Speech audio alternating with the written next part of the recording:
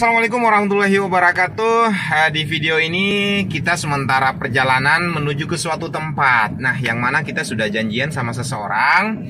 Beliau ini adalah pemerhati wisata, trainer wisata juga, Ibunda Hernawati. Nah, saat ini kita belum tahu pasti keberadaannya beliau di mana tepatnya, makanya kita telepon dulu sebelum kita lanjutkan perjalanan. Oke.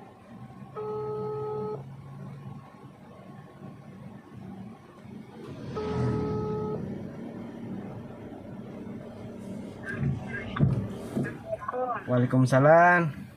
Bunda lagi di mana, Bunda? Pantai. Oke, siap Bunda, OTW. Oke, Mi. Siap, ya. Assalamualaikum. Oke, barusan kita telepon, ternyata beliau ada di Pantai Indah Kapuk. Nah, Pantai Indah Kapuk ini kan merupakan salah satu pantai yang beliau genjot untuk pengembangannya beserta teman-teman di sana. Oke, kita cus ke pik Pantai Indah Kapuk.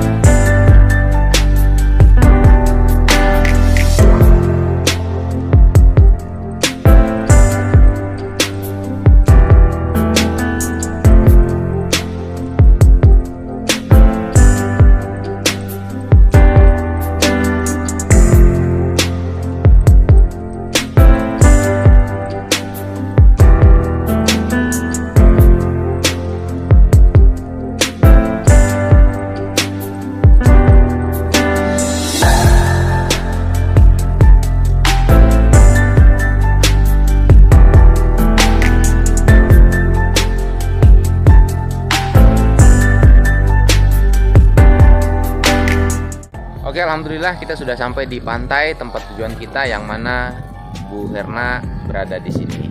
Tuh dia di belakang. Kita sapa dulu. Assalamualaikum Bunda. Wah, Ebi juga di sini. Iya. Jadi tadi waktu nanti.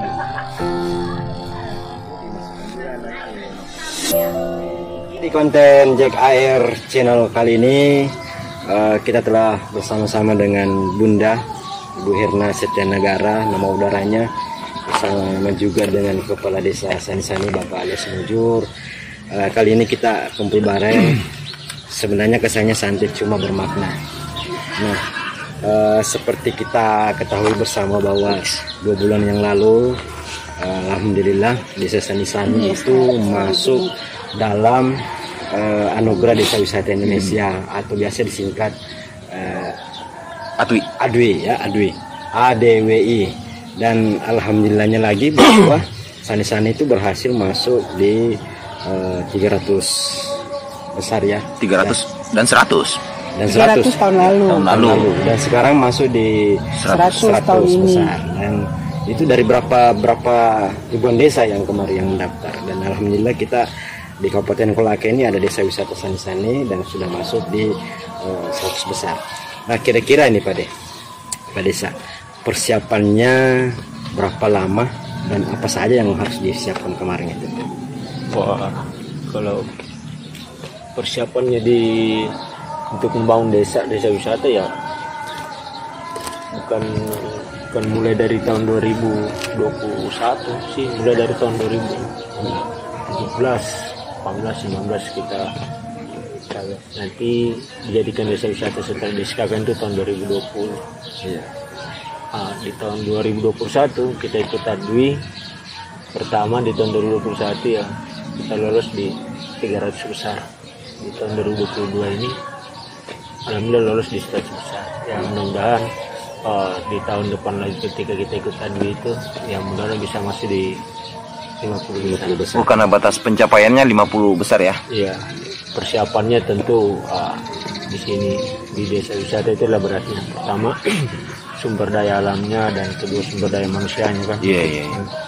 Ya bukan hanya mempersiapkan saja potensi apa yang ada di desa, tapi termasuk juga kelembagaannya, pengelolaan wisatanya untuk menjaga bagaimana kebersihan dan keamanannya dalam suatu area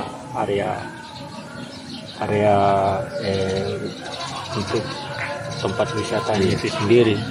Nah itu yang perlu ya mudah-mudahan nanti di tahun 2022 ini untuk tahun depannya ya persiapannya lagi lebih dimatangkan. Ya, dimatangkan. Wisata desa dulu. Wisata desa Ya, dulu. jadi sebenarnya perbedaan antara wisata desa dengan desa wisata itu di kelembagaan, sisi kelembagaannya. Jadi Legalitasnya saja. legalitas juga.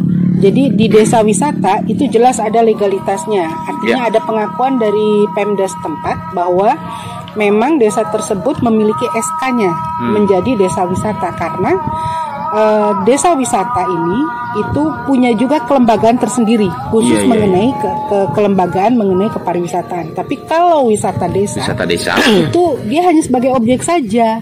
Jadi sebuah objek wisata yang ada di sebuah desa, tapi tidak terkelola secara organize gitu. Itu perbedaannya, karena antara objek wisata dan destinasi wisata itu sangat berbeda. Objek wisata ya ambil contoh wisata desa. Jadi hanya ada sebuah tempat untuk orang berwisata. Itu namanya objek wisata. Tidak ada yang lainnya. Tapi kalau misalnya destinasi wisata itu bicaranya ada 3A-nya, ada amenitas, ada atraksinya, aksesnya bagus, dan memang ada kebutuhan untuk orang yang bukan hanya sekedar singgah, Pak. Itu bedanya. Jadi kalau ke objek biasanya orang cuma singgah doang. Betul. Lihat kemudian makan atau bermain atraksinya selesai. Ya. Tapi kalau destinasi di situ ada homestay. Di situ ada juga restonya, di situ ada oleh-olehnya, di situ ada atraksinya. Luas. Nah, itu destinasi. Jadi sebuah kegiatan berwisata yang memang terlengkapi kebutuhan 3A-nya dan ada kelembagaan. Luar biasa. Itu perbedaannya. Karena sudah maghrib mungkin. Jadi satu lagi. Satu lagi. Bun, kon ini kalau boleh tahu. Ya. Ini kan kita kemarin masuk di 100 besar. Kira-kira kendalanya apa sehingga kita tidak masuk di 50. Belum masuk di 50. Kan 3 yang masuk, kalau Sultra ini kan 3 ya kalau tidak salah ya, masuk 3. 100 besar. 2 yang lolos, satu yang gugur desa Sani-Sani. Nah, pesaingnya memang cukup lumayan. Itu termasuk destinasi wisata yang cukup lama. Kita bersaing dengan senior sebenarnya. Kita bicara Limbowolio itu dari lahir itu mereka sudah hadir. Jadi Limbowolio itu secara promosi digitalnya sudah panjang nih perjalanannya.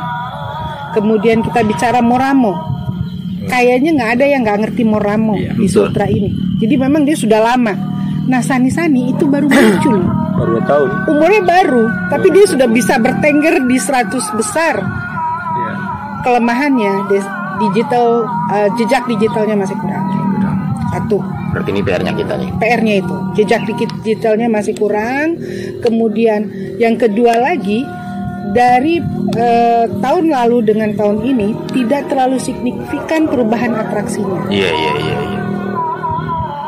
Kemudian ketiga, fasilitas terutama di desa Sani-Sani ini masih belum ada titik kumpul apabila terjadi bencana. Itu jadi penilaian utama. Jadi ada beberapa fasilitasnya desa Sani-Sani yang belum terpenuhi. Nah mereka baik bicara Moramo, baik bicara Limbowolio lengkap. Sudah ada semua, karena berarti kita bertengger di 100 besar itu sudah lumayan. Ya, saya mendampingi sampai akhir, sampai jam 12 last minute apa aja yang harus dilengkapi sama mereka. Dan di sani-sani pun saya kejar sama bapak dan kita sudah tidak mampu ya menjalankan kelengkapan. Seperti itu. Ya. Oke. Demikianlah Karena sudah maghribi, guys. karena sudah maghrib dan saya rasa jelas ya. Jadi nanti Sama ini tahu apa namanya?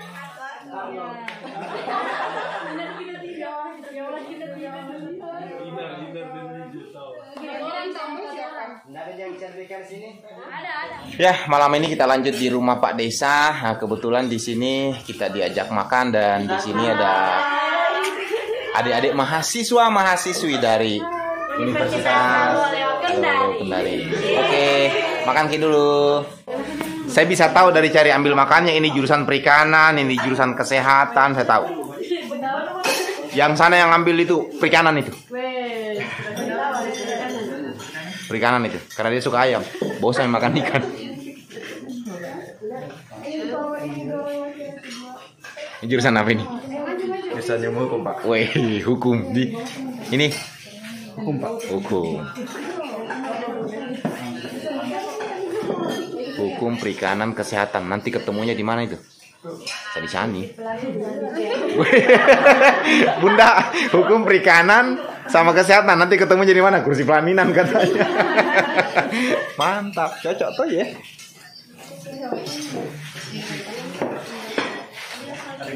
Jejak country. Bunda Q. Pak D, semangat makannya Pak D. Pita. Maybe kalau tidak game ya makan.